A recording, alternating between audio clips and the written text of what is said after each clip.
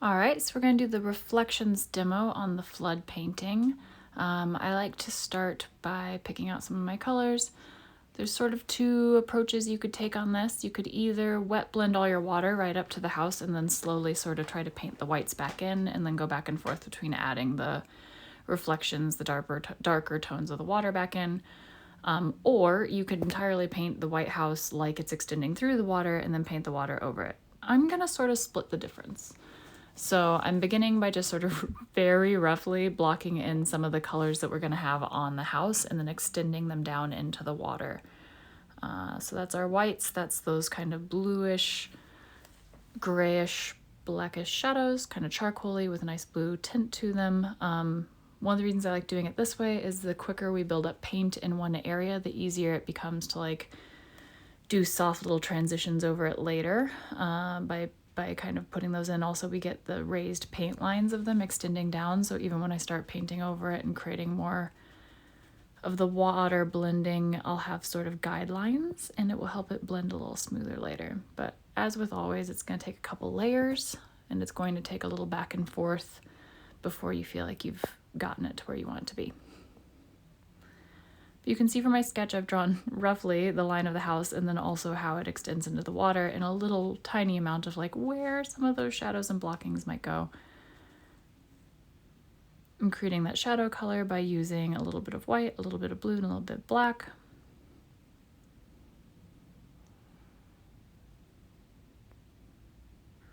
Not worried too much about these sections being perfect. I'm going to paint up to them, over them, around them for the next foreseeable 10 minutes. So just getting them down is what's important so that we've got some grounding, some anchor points.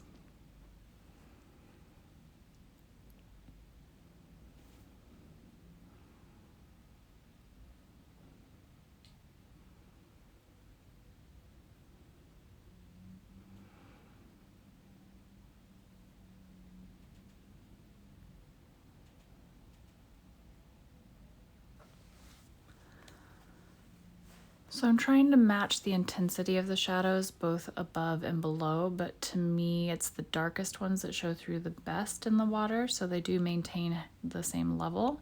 I'm using a little bit of medium in my paint that I'm putting in down here because I want it to stay wet for a while. I also want it to go down fairly smooth. I don't want a lot of brush strokes or choppiness. I'm going to have to be going over in a little bit. So the more medium I use, the more the paint's going to flatten out. It's not going to show as many brush strokes, and also the longer it will stay wet for me. It also makes it a little bit more transparent, as you know, but since these are just initial layers, we don't care about that right now.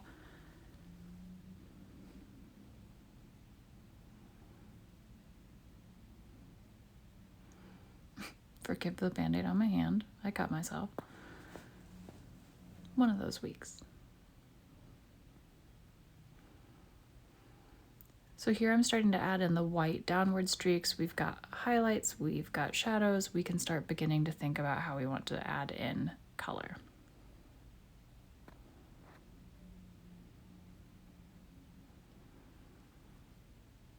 So I'm trying to mix where you can see it. I know it's sort of hard to tell what I'm always doing. If I'm going to talk about the opacity of something, I'll try to blot it out over on the right-hand side so you can see. So very quickly, much like we did when we were wet blending the water, I'm going to start blocking in big swatches of color. I'm going to be adding medium into these because I want them to stay wet for a while so that I've got a greater chance of being able to wet blend them on the page. So I'm getting in just the general shapes of the yellows, the greens. I want a little less bright green, which is what I just switched to. And as long as my brush moves sort of horizontally as I'm blocking these in and I keep my strokes moving horizontally, I should have a pretty good sense of the water starting to build up fairly quickly. Even if it's not exactly where I want it or the values aren't perfect yet, we're getting the sense of it. What is frustrating about this method is that you have to kind of paint around a lot of things in order to create those standout white areas that we'd be going over later. So you could also wet blend the whole background and then you'd have a little bit more consistency of brush strokes side to side. You wouldn't have these little built up walls of paint right against the edges of things, and then add the white in on top of it. It's the other option. You'll see I kind of switch to that and switch back, and I never follow just one rule, one medium. So this shadow that is actually extending down from the tree and extends across all our other shadows and kind of unites them, getting the placement on that is really helpful, since it's one of the only places that the white of the reflection entirely disappears in.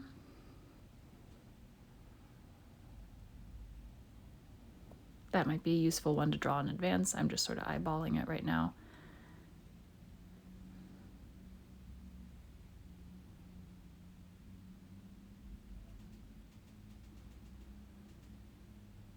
So you can see that we're starting to try to block things in. Maybe some of those shapes are a little too big, they're a little too dark, they're a little too this, a little too that. Right now we're just blocking out. So we will have lots of time to go back over, to finesse, to, you know, mix where the edges of the colors meet. My approach for especially the water blending is keeping the movement of the piece and getting the general idea. We're going to work on the specifics here in a little bit. So this is where you could start using, you can see I've added quite a bit of medium to kind of a muddy green, and I'm using almost like a marble veining technique, just little horizontal side to side, a little wibbly, using the fine tip point of my brush to create some texture and reflection and shadow within the areas of white.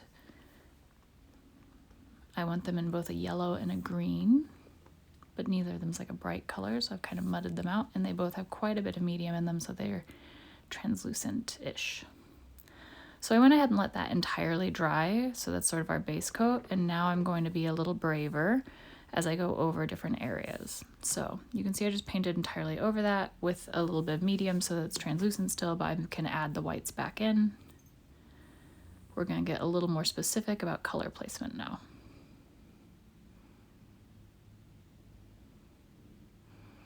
I'm still adding medium to my paints just to help them stay wet and help them blend a little bit better, but I'm not aiming for a lot of transparency. You can see where I kind of blotted my brush. It's still pretty opaque.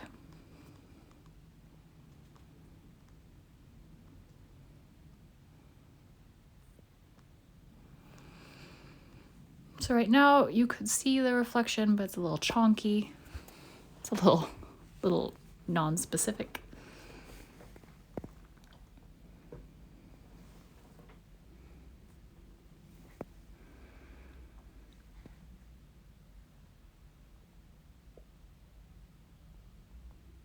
So because I'm wet blending, this is blending on the page, so I'm using a pure white, but as soon as it touches that wet paint, it's not going to be pure white anymore. So it usually means you have to clean your brush fairly often, wipe it off, clean it out, and then pick up new color in order to keep your reflection from getting just continually darker. But I'm using the same motion, that back and forth, to create that, and I'm making sure to define the edges of this. So the reflections on this piece actually are very straight up and down. You can see the edge of them, versus the tree reflection has a lot more warp on the sides. The reflections on this one certainly have more of a straight edge. So I'm trying to make sure I touch those straight edges back in so I don't lose all of that and keep too much warp in it.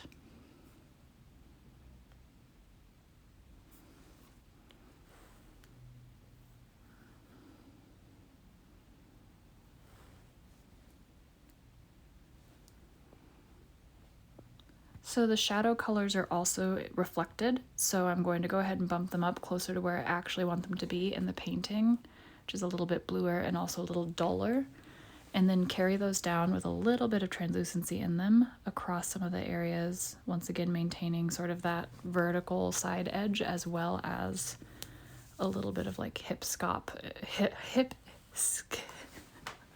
skipping motion as we move horizontally across it.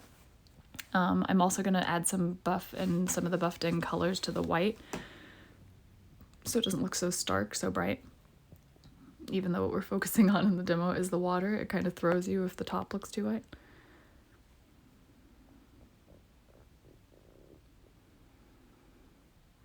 So I'm picking a few areas to add even more brightness to, get those highlights a little truer to white. Let those dry down for a second and do a few detail things up here.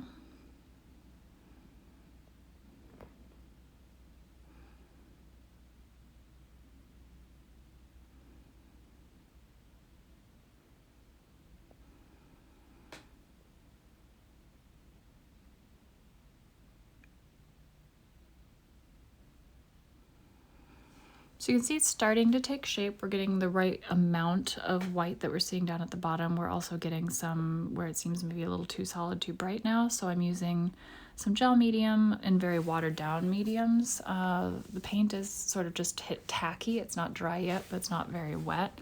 And so I'm able to sort of like buff other colors very softly over it without it picking up too much, but also without it entirely mixing on the page. As long as you keep your brush kind of damp and don't use a lot of pressure, that can be kind of a nice point for smearing the edges, getting a little extra blend in.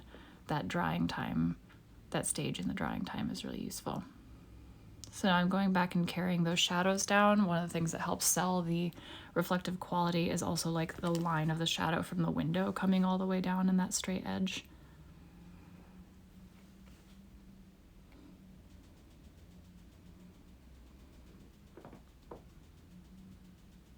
Still just getting very specific about where those shadows and those shapes are in the water. They could all use probably one more pass on this, to be honest, to get them truly perfect and to get the balances of the values really spot on.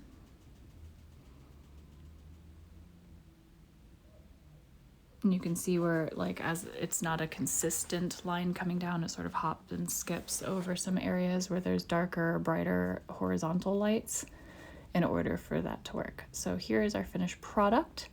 I'd do probably another pass on the water, one more once this was all dry, and I hope that that helps. Good luck.